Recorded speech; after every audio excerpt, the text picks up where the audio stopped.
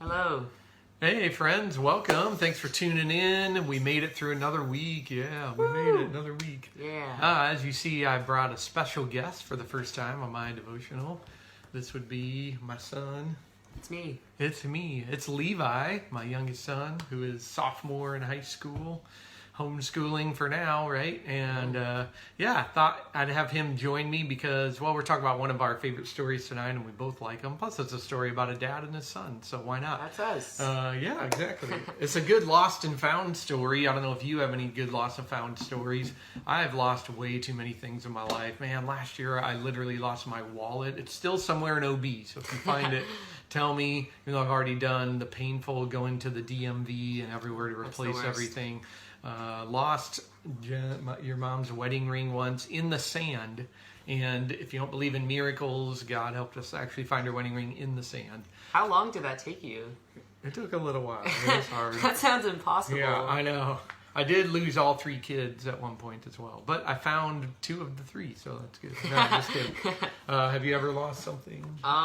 When we moved out here, and we were packing up all our stuff, I found 10 toys that I lost throughout my childhood. So that was nostalgic and good because then I got to bring them. So that's fun. Yeah, that's good. When we find stuff, we celebrate, right? You get so excited. And that's why I love Jesus' story. I've been talking about parables all week. Saved my favorite for last. And you get 3 parables for the price of 1. Sure. In Luke chapter 15. He just gives 3 right in a row. And they're all about lost and found and big old parties when they're found. So the whole thing starts because Jesus is actually hanging out eating with sinners and tax collectors. People still don't like tax collectors. And some of the religious guys of the day are watching it, and they hate it. They're mad that he's hanging out eating with sinners. By the way, do you ever eat with sinners? No, I don't think I do. No. If you count eating with you, I mean, because everybody true. Sins. So, hey, he passed. That's the right theological answer. You are forced now to eat literally every single meal with only us, which... So that's adjustment. But yeah, so Jesus doing that. So they get on his case. And I love Jesus' answer. Instead of, yell back at him or correct their theology, he just tells 3 stories in a row. Lost sheep, lost coin, lost son. And he talks about, a guy who has 100 sheep, loses one of them. He's willing to leave the other 99 just to go find the one, and then throws a big party when he finds it. And then he talks about a woman. And she's got a really valuable coin, loses it somewhere in the house, turns the lost upside down to find it, finds it, calls her friends over to have a party because you celebrate when stuff is found.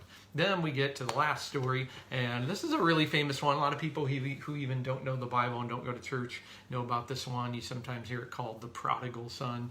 But it's a story about a dad with two boys. I got 2 boys and a daughter.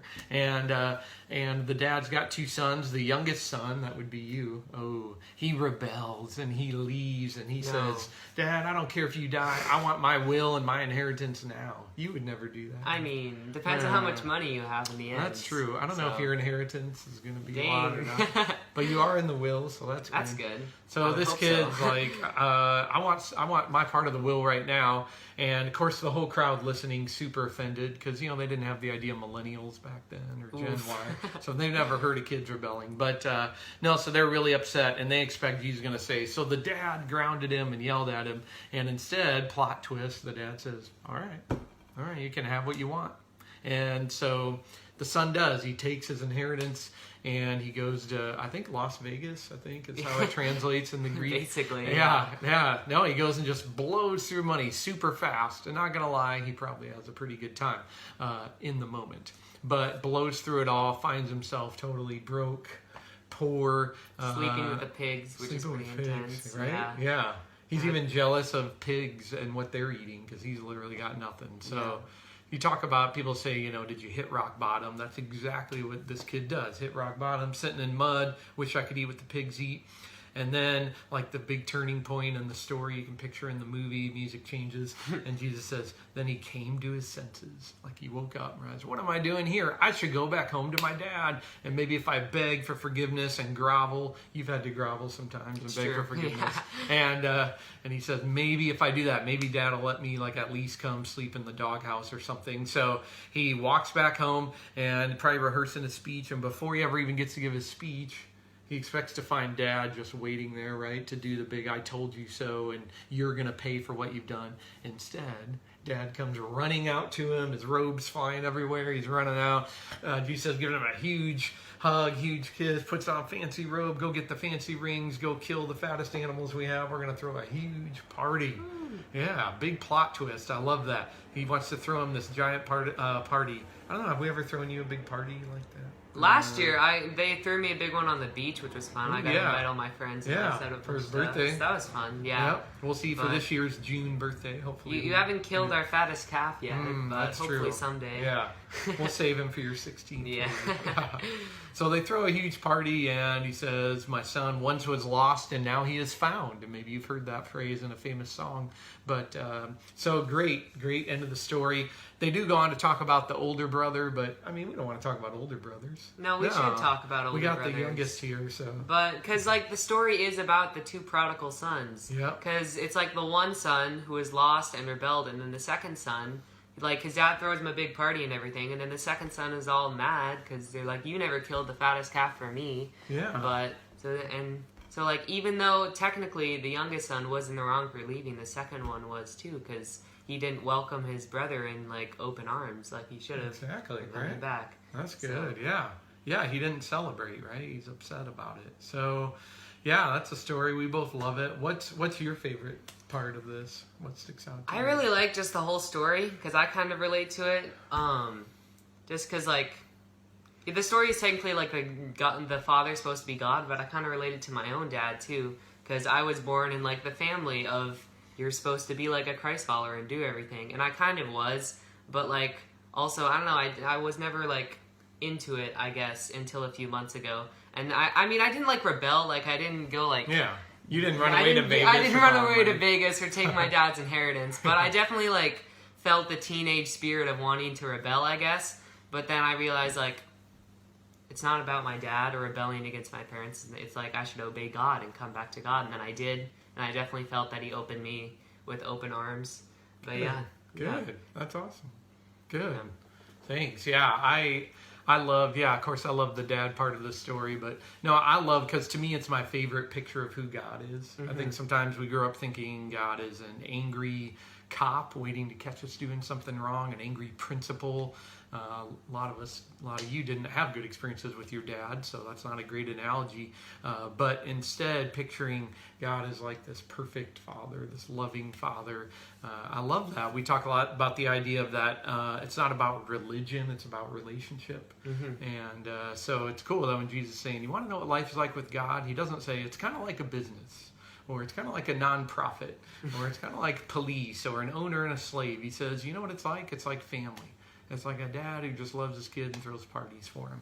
And so it reminds us that rebelling and sin and all that, it's not ultimately about breaking the rules. It's really about breaking the relationship. And that's what it's about. So what's it mean for us? How do we apply that for us? I guess one of them would be just each of us asking ourselves, where do I need to like change my direction? Where do I need to come to my senses like he did, and kind of like what you shared?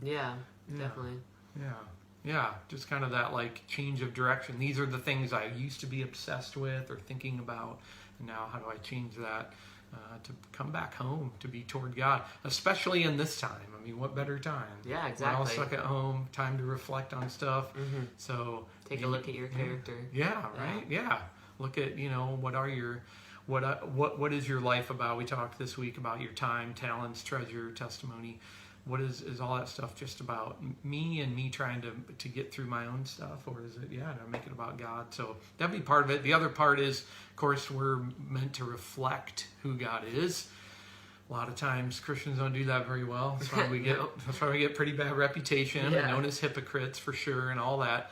We're meant to be like the loving Father. So when people want forgiveness or want to come back, we're meant to embrace them with open arms, not with judgmental arms and with finger pointing, right? Yeah. So I heard this once as like, are you an usher or a bouncer into the kingdom of God? I like that, right? Am I the bouncer? I decide who's allowed in and who's not. Or am I like, let me show you to your seat in the kingdom of God? So that'd be part of it. Are you good at forgiveness? Again, maybe there's someone that's been a long time that I've been needing to forgive them. And hey, why not now, man? Use this quarantine time, right? Reach out to them. Yeah, text You them. know, yeah. How much would it be? I guess the other way to apply would be, since it is a story about a parent and their kids, and we're a parent and kid, is there anything you'd say to parents? Because they'd love to hear from a teenager. Do you just mean like in life or about Yeah, this maybe. situation? Yeah, maybe like in this crisis quarantine time that we're stuck in. I think you should definitely like reach out to your kids and try to connect to them and talk about this, but don't be too much, okay? Let them have their space. Yeah. Let them just like take it in and don't overwhelm them. Let them come to you, but also initiate it.